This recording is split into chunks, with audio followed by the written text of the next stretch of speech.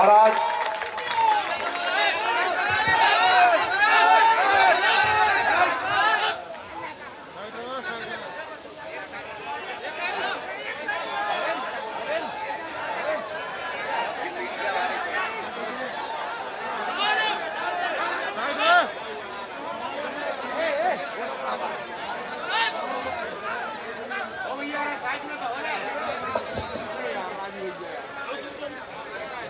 मंच पर आसीन मेरे साथ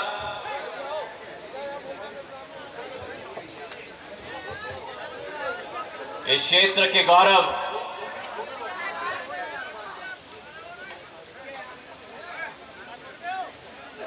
जिन्होंने इस क्षेत्र का, इस माटी का मान सम्मान बढ़ाने का एक सौगंध खाई है,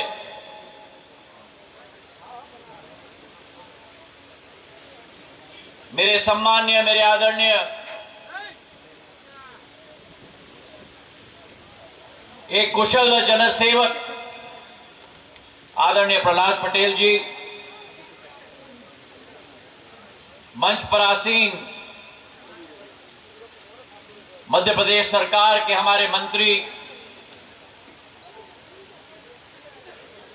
आदरणीय भूपेंद्र सिंह जी, प्रभुराम चौधरी जी, रामखिलावन पटेल जी, प्रद्युम्न सिंह तोमर जी, हमारे जिलाध्यक्ष प्रीतम सिंह जी, लखन पटेल साहब, हमारे पूर्व सांसद रामकृष्ण कुसमरिया जी, शिवचरण पटेल साहब, हमारे जिला पंचायत के अध्यक्ष प्रदीप पटेल जी, भगत सिंह कुशवाहा जी, दर्शन सिंह जी, सुखनंदन पटेल जी, गोपाल पटेल जी, हरिशंकर चौधरी जी, सतीश नायक साहब, राधिका पटेल जी, अनीता खटीक जी, अंशुल सिंह परिहार जी, मंच आसीन समस्त मेरे बुजुर्गण और मेरे सामने बैठी हुई हमारी इस गांव की और दमोह और आसपास से आई हुई समस्त मेरी प्यारी जनता जनार्दन, मेरे परिवार के सदस्यगण जो यहां मौजूद हैं,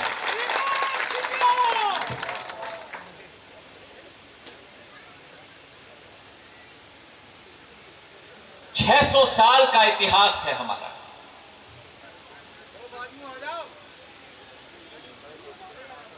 600 साल का इतिहास है इस दमोह की माटी का।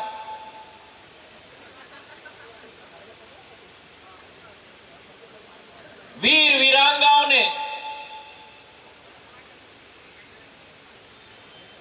इस माटी के सपूतों ने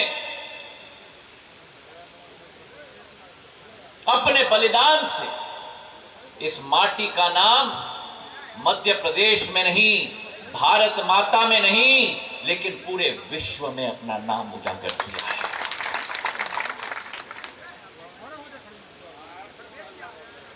ये रानी दुर्गावती जी की माटी है,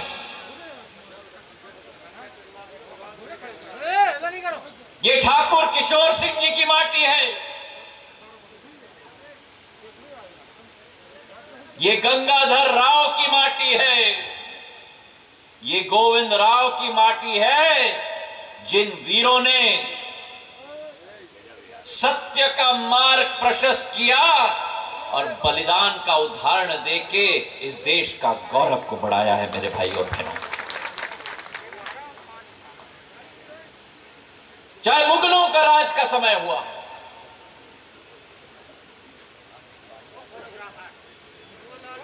चाहे अंग्रेजों का राज का समय हुआ हो,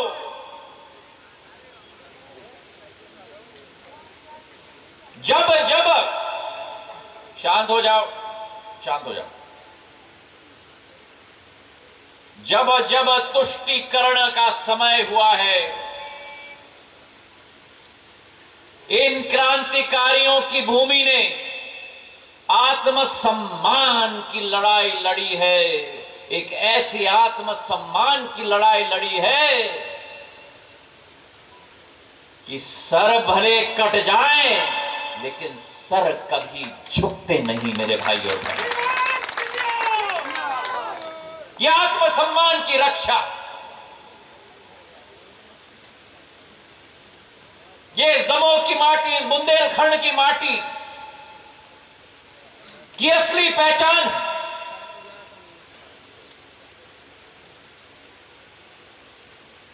कलयुग का समय है और कलयुग के समय में जैसे प्रहलाद जी ने अभी कहा, बिछोलिए आएंगे आपके बीच में, पूतना के रूप में कई लोग आएंगे आपके बीच में। पर मैं मानता हूं कि इस दमोह की जनता सत्य और झूठ को परखने का काम अच्छी तरह से करती है।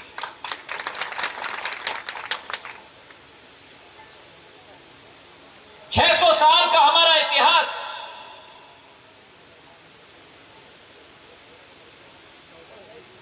और 15 महीनों में जो सरकार यहां बनी थी,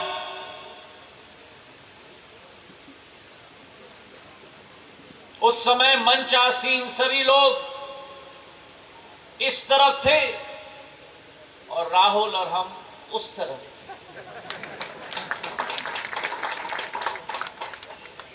पंद्रह महीनों की वो सरकार बनी, पर जिस सरकार की पहचान और ये योद्धा है आपका, इसकी कोई जात नहीं, कोई धर्म नहीं, इसकी जात और धर्म की पहचान करना है तो एक ही जात और एक ही धर्म राहुल लोधी की है, और वो है जन सेवा। 15 महीनों की सरकार रही और उसकी पहचान वादा खिलाफी की, भ्रष्टाचार की, और उस सरकार में अभी भूपेंद्र सिंह जी कह रहे थे मुख्यमंत्री एक नहीं था, जोड़ी नंबर 1। छोटे भाई,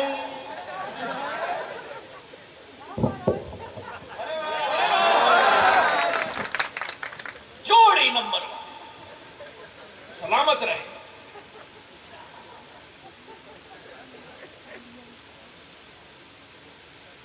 और वो जोड़ी नंबर 1 ने मध्य प्रदेश को लूट प्रदेश बनाकर छोड़ा था 15 महीनों में।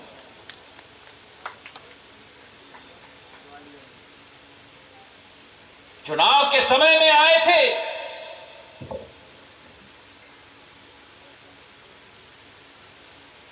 इस क्षेत्र में घूमे थे, फिरे थे, और आज यहां आकर सौदेबाजी की बात करते हैं। सुन लीजिए कमलनाथ जी और दिग्विजय सिंह जी, सबसे बड़े सौदेबाज अगर मध्य प्रदेश है तो जोड़ी नंबर 1 कमलनाथ और दिग्विजय सिंह जी की।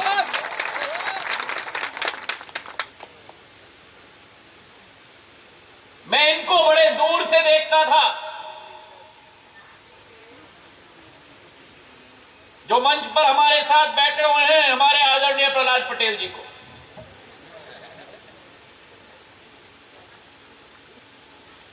इधर थे और हम उधर थे, लेकिन सदैव मन में मेरी प्रशंसा थी इनके प्रति। क्यों मालूम है?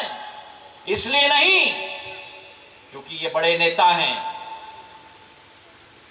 लेकिन इसलिए कि सत्य बोलते हैं, बेबाक तरीके से बोलते हैं और अपनी बात पर अडिग रहते हैं।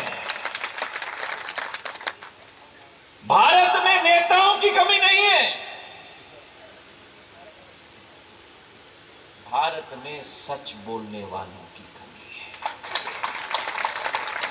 भारत में नेताओं की कमी नहीं है, लेकिन भारत में जन सेवकों की कमी है मेरे भाइयों बहनों।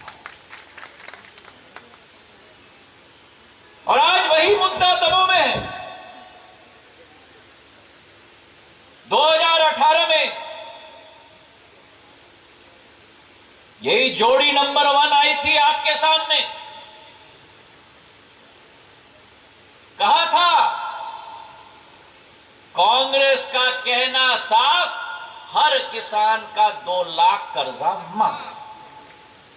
मुझसे भी कहलवा दिया। क्या करूं, इनमें और हमारा खून एक ही है, सच्चाई की खून है। मुझसे भी कहलवा दिया। और इनके पार्टी के बड़े नेता आते थे मध्य प्रदेश में चुनाव के समय में और कहते थे भैया 1 साल में नहीं, 6 महीने में नहीं,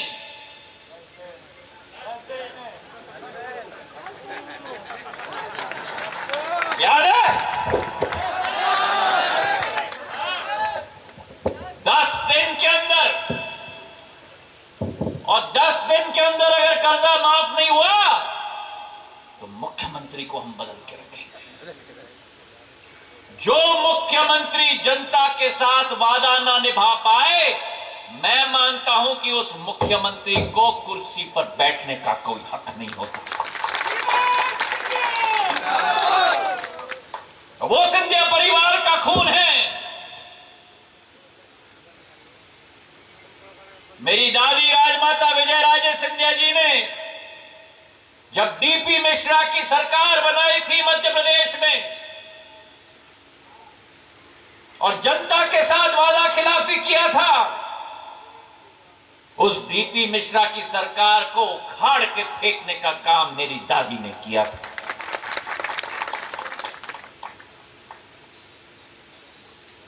और अगर उस परिवार का मैं वंशज हूं कि जो सरकार ने आपको वादा किया, मेरे अन्नदाता को वादा किया, मेरे गरीबों को वादा किया, और अगर भ्रष्टाचार की सरकार चली मध्य प्रदेश में तो ज्योतिरादित्य सिंधिया भी जमीन पर आकर उस सरकार को धूल चटाने का काम करेगा।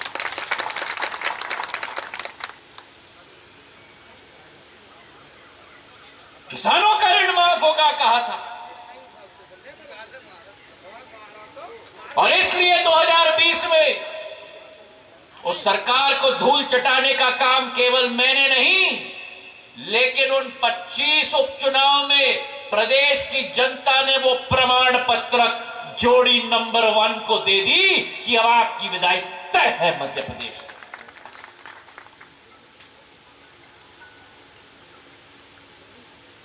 जब सरकार में थे तो हर चीज पर कहा जाता था चलो चलो चलो चलो, टाइम नहीं है, दिन में 24 घंटे हैं, समय नहीं है।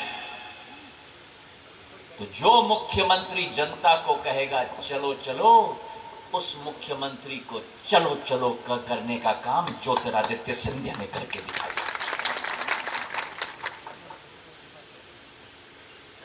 लॉकडाउन तो 2020 में लागू हुआ देश भर में लोगों की जान बचाने के लिए, लेकिन मध्य प्रदेश में लॉकडाउन उस 15 महीने की सरकार ने लागू किया जब वल्लभ भवन में आम जन को जाने का प्रवेश निषेध कर दिया और कारोबारियों का लाइन लगाया था वल्लभ भवन के अंदर।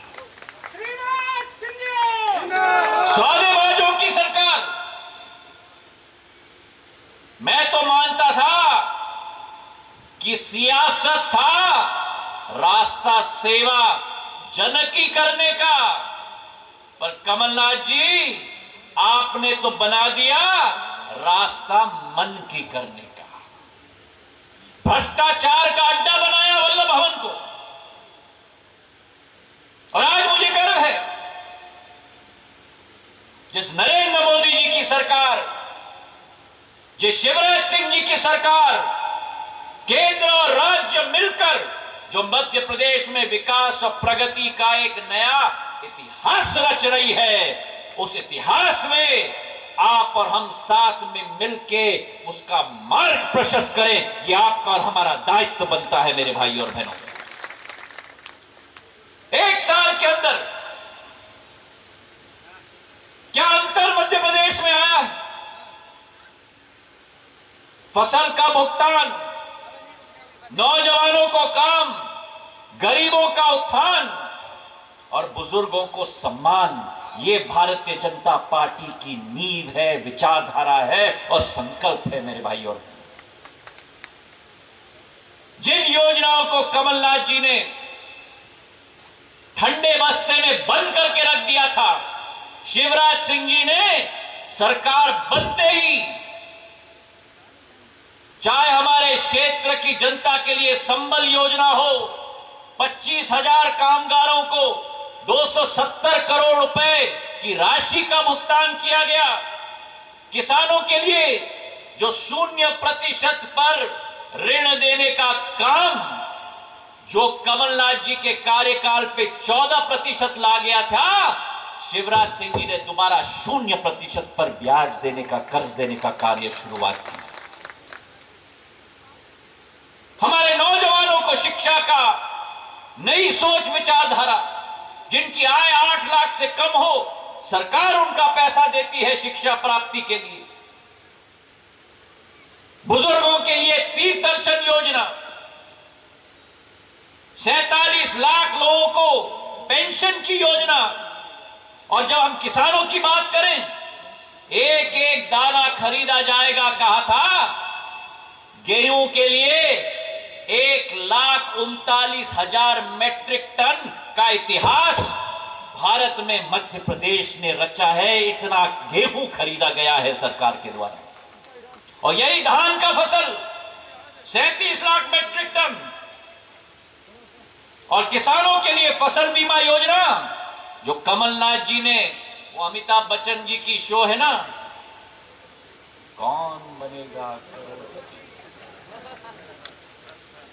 कमलनाथ जी ने तो आपकी फसल बीमा योजना की राशि जो कौन बनेगा करोड़पति शो में है ना, लॉक किया जाए। भाजपा की सरकार बनते ही उस लॉक को तोड़ के किसानों के खातों में 7,000 करोड़ रुपए फसल बीमा योजना की राशि हमने पहुंचाई। तो आज हमारी सोच विकास और प्रगति की। सबसे ज्यादा संकट पूरे क्षेत्र में पानी की किल्लत हमारे बुंदेलखंड में। और मैं बधाई देना चाहता हूं प्रहलाद पटेल जी को, जो अटल जी का सपना था केन बेतवा परियोजना, दोनों नदियों को जोड़ने का, उसे आज संभव करवाया है। और इस योजना के तहत 8 लाख हेक्टेयर भूमि सिंचित होगी। दमोह में अकेले 30,000 हेक्टेयर भूमि सिंचित होगी। ये देन नरेंद्र मोदी जी और भाजपा सरकार की है मेरे भाई और बहन। अमृत बनेगा हमारा क्षेत्र, पंजाब बनेगा हमारा क्षेत्र। 518 करोड़ रुपए की सीतानगर परियोजना सिंचाई की शुरुआत होगी। स्वास्थ्य की सेवाओं में जो आपको, दमोह की जनता को जबलपुर और सागर जाना पड़ता था, आज मेडिकल कॉलेज दमोह में स्वीकृत हुआ है, ताकि लोगों की जान क्षेत्र में ही हम लोग बचा पाए। चाहे मेडिकल कॉलेज हो, सिंचाई की परियोजना हो, जो आपने मांगा भाजपा सरकार देने के लिए कटिबद्ध है। और मैं आपको विश्वास दिलाता हूं कि विकास और प्रगति में कोई कमी प्रहलाद पटेल जी, हम और राहुल नहीं होने देंगे। ये विश्वास मैं आपको दिलाता हूं। और आज राहुल के ऊपर उंगली उठती है। मैं दाद देता हूं इस नौजवान को, इसने न्याय और कुर्सी के बीच में न्याय और सत्य का रास्ता को चुना है। पूछो आपसे इससे, हर बार जब कमलनाथ जी के पास जाते थे दमोह के लिए योजनाओं को मांगने के लिए, मेडिकल कॉलेज की मांग इन्होंने कितने बार की कमलनाथ जी के सामने, एक ही उत्तर मिलता था, पैसा नहीं, पैसा नहीं। कहां से रहता पैसा, जब सारा पैसा कांग्रेसियों के जेब के अंदर चला गया। मैं दाव देता हूं ये राहुल को।